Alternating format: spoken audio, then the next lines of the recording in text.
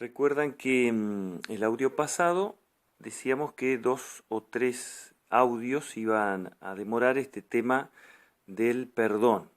Me voy a extender un poquito más porque en la medida que voy leyendo y repasando surgen nuevas cuestiones que me parecen interesantes, así que posiblemente sean un poquito más. Así que aquel que no tiene problemas de rencor o no tiene que perdonar, nos vuelve a sintonizar a fin de febrero más o menos. Bueno, hoy vamos a empezar de lleno con este camino del perdón, ¿no? Porque el perdón es un proceso y eso hay que saberlo, ¿no? Porque así como el rencor hizo todo un proceso para quedarse en el alma, para empezar a meterse en distintos recovecos, bueno, nosotros para perdonar no lo podemos hacer de un golpe, salvo una gracia especial, tenemos que hacer todo un proceso, ¿no?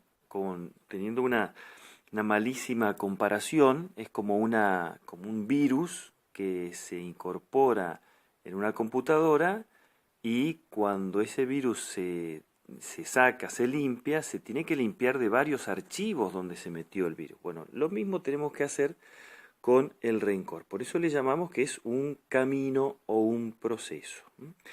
Y en ese proceso vamos a distinguir dos partes. Hoy vamos a empezar con la primera es descubrir, fundamental, descubrir el rencor en sí, tomar conciencia de eso.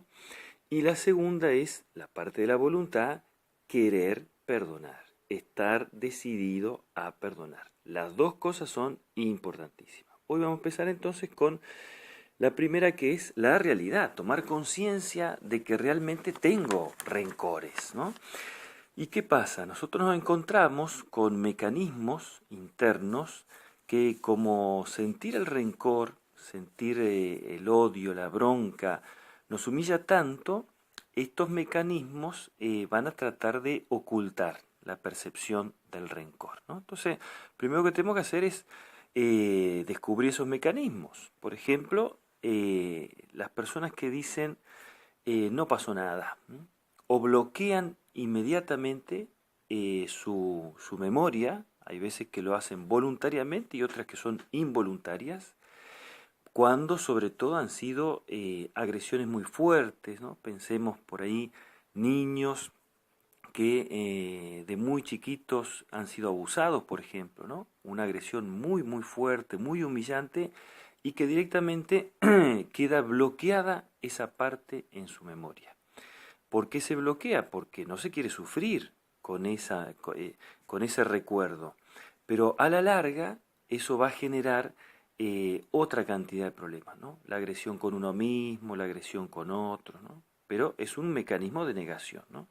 Otro mecanismo es tergiversar los hechos, es decir, no ser objetivo y decir, bueno, la verdad es que no tuvo intención, se equivocó cuando quizá era realmente así. Me agredieron, me dijeron tal cosa, pero para no asumir toda la carga y todo el compromiso y el trabajo espiritual que es el perdonar, prefiero tergiversar los hechos. ¿M? Otra forma de negación. Otra forma es transferir la culpa. En vez de decir la culpa fue de fulano, no, la culpa es de otro, ¿no? O me pasa algo en la calle y cuando llego a casa me agarro con mis familiares, que no tienen nada que ver, por no tener la valentía de agarrarme con quien me tenía que agarrar, ¿no? O contestarle, o por lo menos pararlo, y entonces me agarro con otros. Hago transferencia de la culpa, ¿no? Por lo tanto, sabiendo que están esos mecanismos, tenemos que dar este paso de reconocer los rencores y reconocer también las consecuencias que tiene el rencor. Hay veces que es muy fácil reconocerlo. Uno dice, yo sé con quién, a quién le tengo bronca, por qué le tengo bronca, cuándo pasó eso. Pero en muchas ocasiones, y quizás sean las más, se camufla tanto que ahí está nuestro trabajo de realmente identificarlas. ¿Cómo vamos a identificar si tenemos algún rencor guardadito que ha quedado ahí en la penumbra, que no lo quisimos ver, bueno, hay varios síntomas, ¿no? Así que ahora tomamos papel y lápiz, como quien escribe una receta, porque esto va a ser tarea para la casa, tarea para la semana. Síntomas que provienen o que me están indicando de que puede haber algún rencor oculto. Sentir envidia, sentir celos, ¿no? Me avisan de que tal persona tuvo un progreso en su carrera, un progreso económico, un progreso en la apreciación de los demás, y eso me entristece. Guarda con que yo pueda tener algo contra esa persona, ¿no? Envidia o celos, estar siempre inclinado a hablar mal de tal persona o de tal institución también, porque vamos a ver que se puede tener rencor hacia distintos objetos, no solamente una persona, ¿no? La inclinación a hablar mal, ¿no?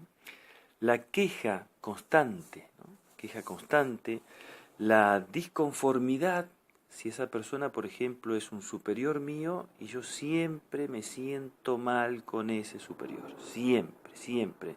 Incluso que pueda hacer objetivamente cosas buenas, pero yo ya lo miro con malos ojos, me siento siempre desconforme. Mirar solamente los defectos de tal persona o de tal institución, como decíamos, también.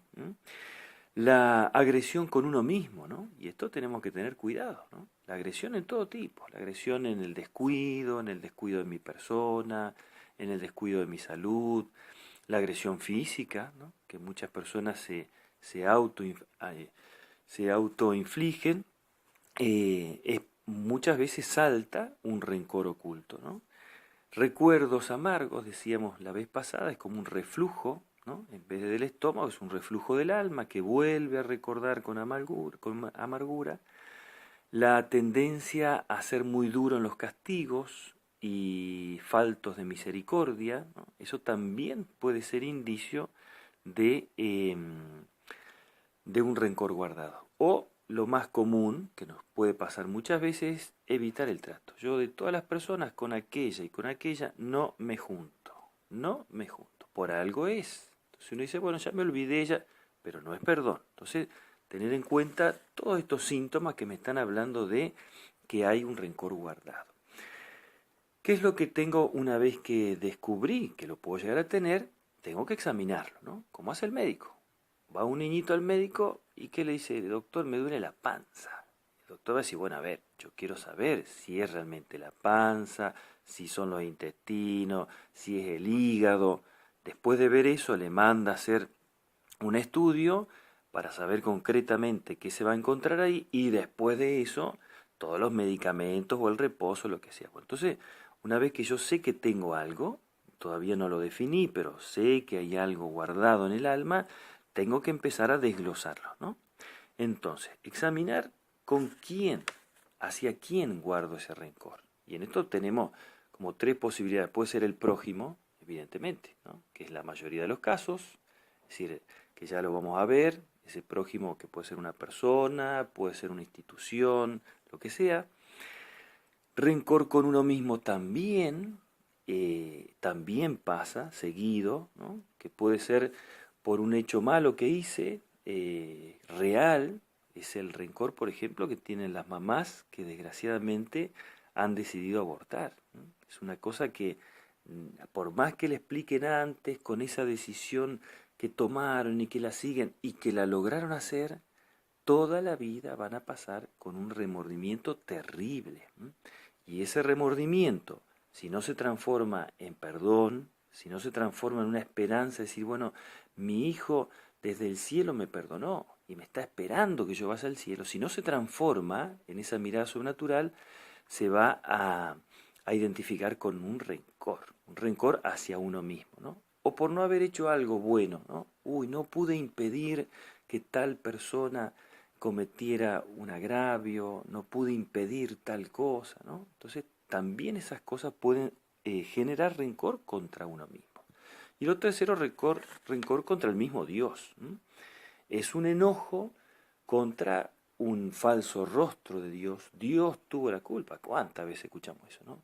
Dios tuvo la culpa, se llevó a un inocente cuando quedan una cantidad de tránsfugas, de malvivientes, y se llevó a tal persona que era buena, o tal niñito de su tierna edad.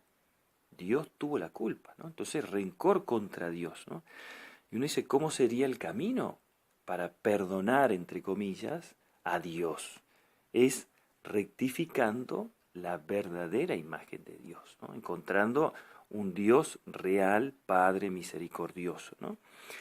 Y por último, ver las características de ese rencor que ya tengo objetivamente visto, si es hacia otro, hacia mí mismo o hacia Dios, si es bueno o malo.